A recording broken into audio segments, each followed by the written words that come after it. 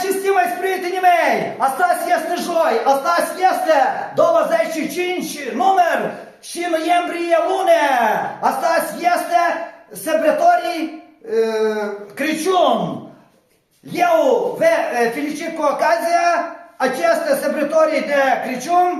Eu doresc toate bune pentru voi, prietene. Eu doresc pentru voi sănătate, fericire, noroc, succes, bunătate, mult sănătate! Acum eu vreau să colint pentru voi!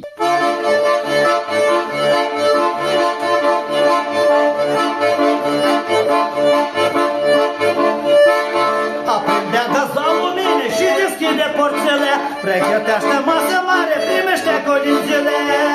Ziua-i mare, sare sfântă, când Mesia s-a născut, îngerii în cerul cânte, noi colindem pe pământ. La toate case creștine, masă pline, omul bun, să cânte și să cântine, așteptăm pe Moș Crăciun.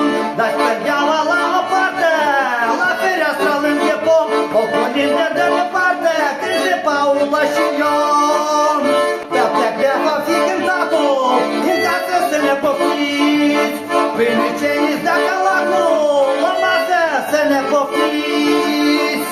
Colinde frumos îi sună, seara sfântă de ajung, ca-i români de voie bună, lângă bradul de Crăciun. Chemui seara mai frumoasă, cu din seara de ajung, colinde din seara casă, după obicei străbun.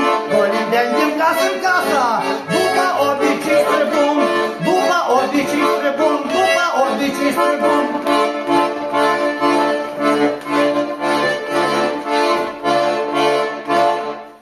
Acum eu vreau să spun un poem. Numele acestui poem este Iarnă. Eu vreau să încep acest poem.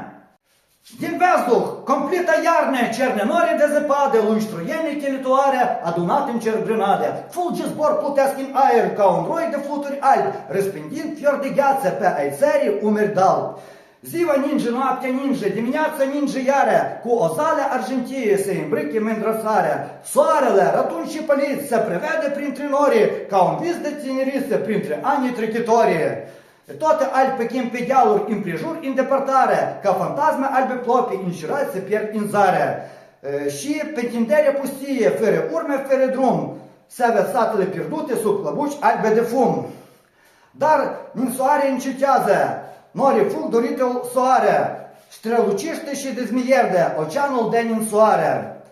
Într-o sandie ușoară, care trece peste vei, în vez de hoie sune clinchete de Zurghilei.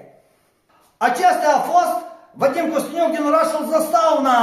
Mulțumesc frumos, prietene, pentru atenția voastră.